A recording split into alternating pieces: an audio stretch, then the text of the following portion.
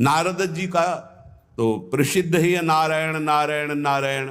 ये सब सुजान ईश्वर कोटि के महापुरुष निरंतर नाम जप करते रहते हैं, इसलिए नाम से बढ़कर कोई साधना नहीं है। नाम के बल मिटत भीषण अशुभ भाग्य विधान। अशुभ भाग्य विधान जो हमें नाना प्रकार के दुख विपत्तियां संकट देते हैं, जो खूब नाम जप करता है उसके ऊपर किसी का प्रभाव नहीं पड़ता। कि काशी में एक बहुत नाम जापक युगल उपासक रहते थे, पूज्य श्री मथुरादास जी के श्रीमुख से सुना। वो कभी विश्वनाथ जी के दर्शन करने नहीं जाते थे, समय ही नहीं था।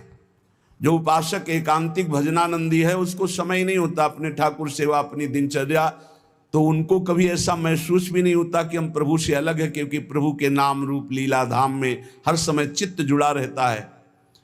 तो काशी विश्वनाथ जी की जो सेवा के प्रधान थे वो बहुत बड़े ज्योतिषाचार्य थे।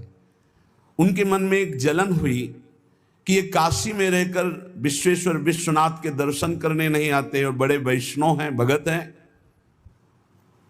तो वो समय के अनुसार तत्काल विचार करते थे। तो विचार किया उनके जीवन के विषय में, तो लिखा था कि परसों म्लेच्छ सेना आएगी और उनका सर्वनाश कर देगी। तो उनका हाँ, विश्वनाथ जी के दर्शन न करने से अशुभों का नाश नहीं होता, जरूर इनको अशुभ भोगना पड़ेगा। और वो नाम जापक थे, उनका प्रारब्ध था।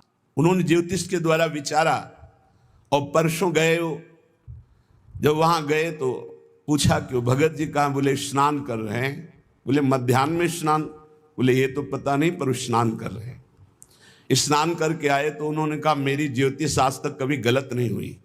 भगवान विश्वनाथ जी के वरदान से मुझे ज्योतिष का ज्ञान है, और 12 बजे आपके पास म्लेच्छ सेना आनी चाहिए थी आज, और वो आपका विनाश करने, तो वो आई नहीं, इसका मतलब मेरी ज्योतिष झूठी हो गई। बोले नहीं, आपकी ज्योतिष झूठी नहीं हुई, म्लेच्छ सेना आई थी। बोले यहाँ तो सब यथावत है। बोले प्रगट में नहीं आई, मैं जब भोग पधराकर प्रिया प्रीतम का ध्यान कर रहा था भोग का, उसी समय म्लेच्छ सेना मेरे ध्यान में आई और सब कुछ विनाश किया।